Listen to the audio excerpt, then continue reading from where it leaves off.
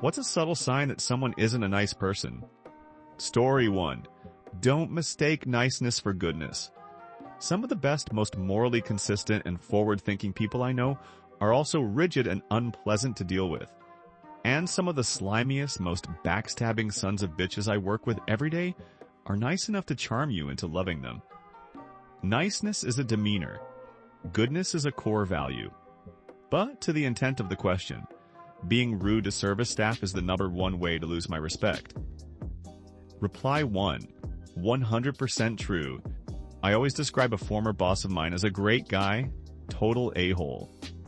He jumps to conclusions, yells about things you did because he told you to and forgot, and is overly involved in too many small details of his business.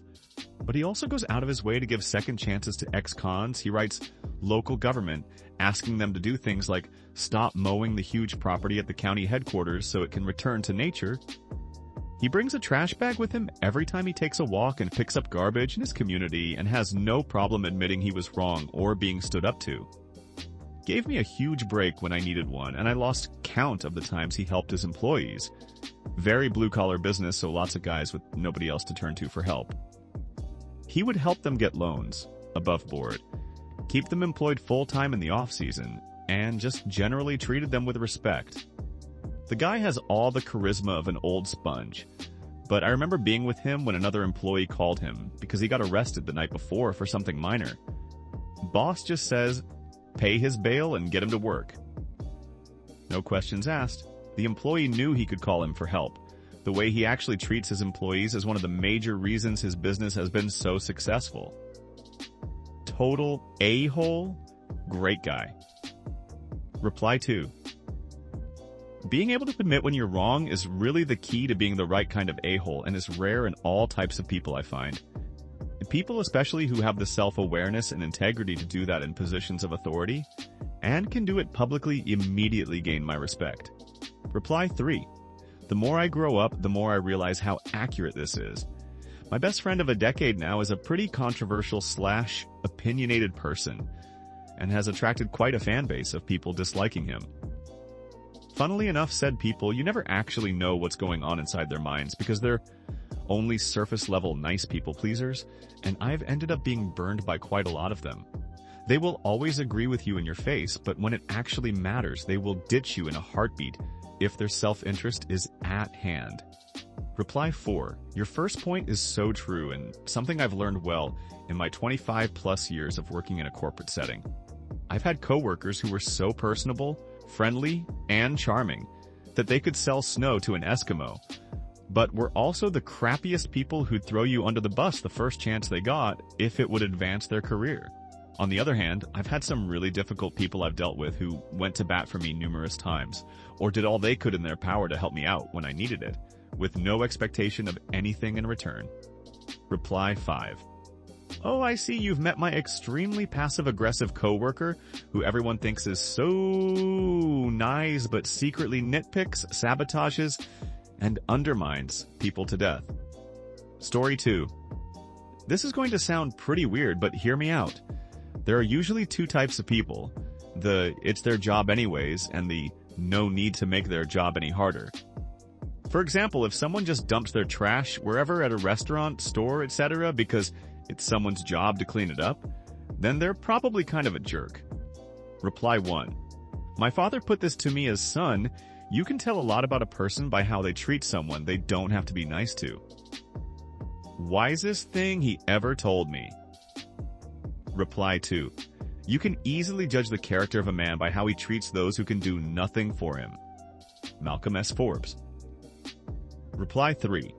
Fate is just what you call it when you don't know the name of the person screwing you over. Malcolm in the Middle. Reply 4.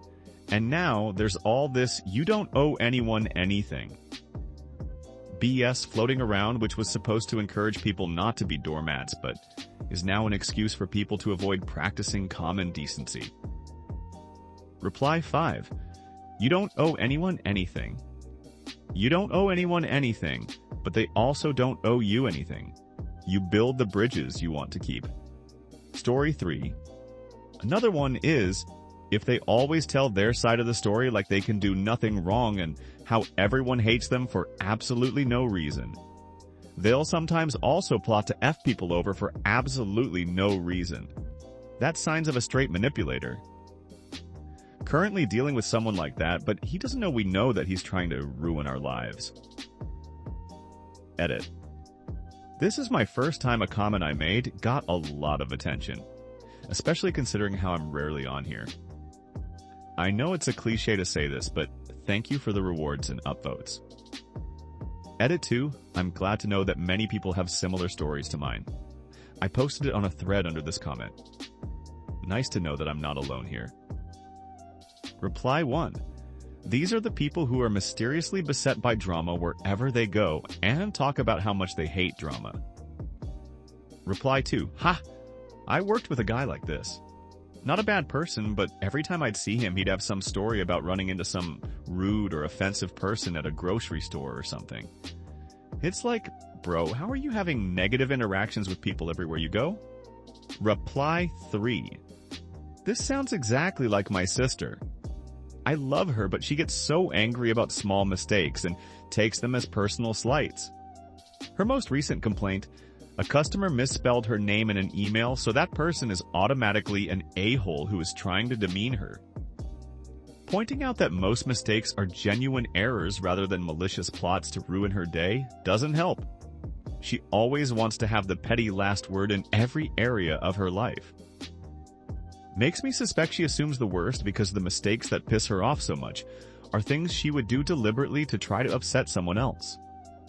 It seems so exhausting. Reply 4. Another one is, if they always tell their side of the story like they can do nothing wrong and how everyone hates them for absolutely no reason. Sounds like half the posts on Am I the A-hole? Reply 5. Or half the responses to, what's the worst thing you've ever done or said to someone?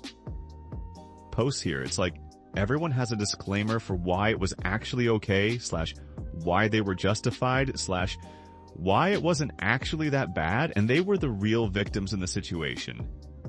Everyone conveniently has an asterisk next to their worst behavior. Story 4. My grandpa always says you can tell a person's character by whether they push their chair in when they leave. In my experience, it has turned out to be right about 80% of the time. Story 5. How they talk about other people in general. My opinion of someone changes drastically just based on how they discuss other people. Someone who talks too much crap is not a nice person, and if they're doing it about other people to you, they do it to other people about you. Edit. Grammar. Reply 1.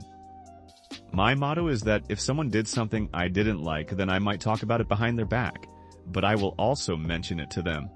I know I wouldn't like it if someone felt mad about something I did, talked crap behind my back, and acted nice in front of me. Story 6. They are unkind to people they don't believe can do anything for them. The quippy way to say this is rude to the waiter. But some a-holes are aware that the waiter is handling their food and credit card. So that's not actually a good metric on its own. Someone who is nice to you but rude to the waiter is an a-hole. So is someone who is nice to the waiter and rude to you, assuming you've done nothing to warrant it. I know a lot of people who are sickly sweet to waiters and bartenders, but giant asses to people they perceive as lower social value to them. Reply 1. Yeah, the waiter test doesn't work anymore. Narcissists are onto that one and know to pretend to be nice to waiters. Reply 2. This had a business person who came to the bar and was extremely nice and sweet to us, with all the please and thank you, helping us clear the table, etc. After her client left, she was a bitch, complained about everything, made a huge mess, and threw her napkins to the ground. Who does that? It's your job to pick up the rubbish on the floor. It was unreal. Story 7. They neg you and it's not friendly ribbing. It's just subtle put-downs meant to make you feel insecure and inferior. Reply 1. Hard to tell the difference for some people. Some a-holes would claim they are just kidding, but you can feel the venom in their comments. Sad SOBs would believe that crap. Story 8. They have no humility. Everything they say and do is meant to subtly inform you of their intelligence, abilities, competence, achievements, connections, etc. Story 9. They undervalue something you show passion about. When excited about something, they brush it off as it should be a lesser deal than it is to you. Reply 1. My mom does this. She told me I needed to have hobbies growing up, but then I grew up and have hobbies and I get, "You like this?" with that incredulous tone. She has good positive qualities too, however, whenever she does that, just a little piece of me dies. Story 10. My number one rule in life, hard-won knowledge, is, heck, what you see someone doing to anyone is what they're capable of doing to you. Don't think that anyone's bad behavior won't be aimed at you, and it will likely be covert when it is anyway. You hear anyone being cruel, manipulative, etc. to anyone, then you've just been told by the universe to protect yourself from that person. Story 11.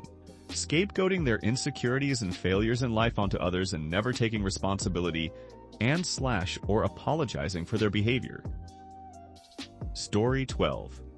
How they act when you mess something up on accident. If they're nice, they'll let it slide and be understanding, but if they're an a-hole, if they're a customer, they'll make a scene. And if they're just hanging with your group, they'll just be really condescending and won't let it go. Story 13. How good of a person they claim to be. Actually, decent people generally don't need to mention how decent they are. They just go about their days being decent to others and expecting nothing in return. If they have to mention that they've done something charitable, then they need you to know that they are decent. Don't trust people who need you to know that they are decent. Story 14. They're around for stuff that benefits them, and exclusively for that. E.g., they'll be there when you throw a barbecue but won't be when you're moving. Story 15. They keep score of nice things they do and create some fake amount they should be repaid. Basically, they only behave nicely if they feel they can later leverage it for something back. Fake nice. Story 16. Someone that drops litter or doesn't clean up after themselves in a fast food restaurant. No thanks. Bye. Story 17.